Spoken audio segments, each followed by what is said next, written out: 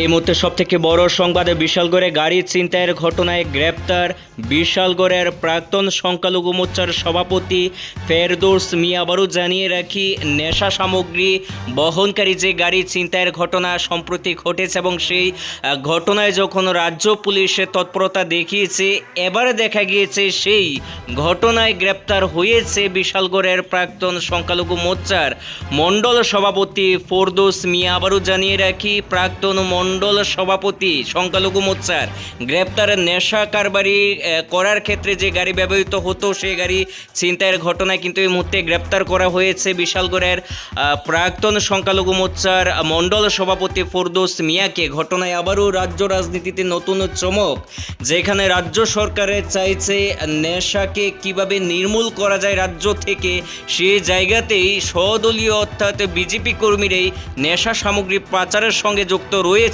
এই বিষয়টি সামনে আসতেই কিন্তু আবারও প্রশ্নের মুখে সরকার, কারণ বারবার রাজ্যের মুখ্যমন্ত্রী বলেছেন যে নেশামুক্ত ত্রিপুরা গড়তে চায়। আর এই নেশামুক্ত ত্রিপুরার আড়ালে বা নেশামুক্ত ত্রিপুরা গড়ার ক্ষেত্রে বাধা হয়ে দাঁড়াচ্ছে দেখা যায় বিশালগড়ের প্রাক্তন সংখ্যালঘু মোর্চার মণ্ডল সভাপতি ফেরদৌস মিয়া। ফেরদৌস মিয়াকে গ্রেপ্তার করা হয়েছে এবং আদালতে প্রেরণ করা হবে পুলিশি রিমান্ডে চেয়ে। জানা যায় কয়েক কোটি টাকার নেশা সামগ্রী পাচার করা হচ্ছিল এই গাড়িটি দিয়ে, অর্থাৎ যে গাড়িটিকে ছিনতাই করা হয়েছে সেই গাড়িটিকে ছিনতাই করার ঘটনায় কিন্তু এবার গ্রেপ্তার বিশালগড়ের সংখ্যালঘু মোর্চার প্রাক্তন মণ্ডল সভাপতি। ঘটনায় আরও তদন্ত চলমান বলে জানিয়েছেন পুলিশ অফিসার।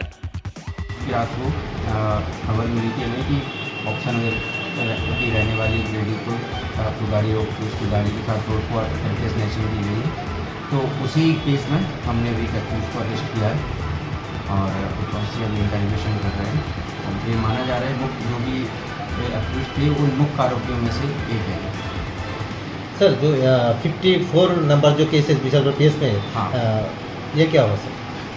54 केस में भी कुछ लोगों को अरेस्ट किया है, जो NDPS केस था, और उसमें कुछ लोग अभी जुडिशियल कस्टडी में है। बाकी लोगों के लिए भी हम बराबर वेट कर रहे हैं और टीम हमारी ढूंढ रही है उनको, और जल्दी बाकी एक्यूज भी अरेस्ट हो।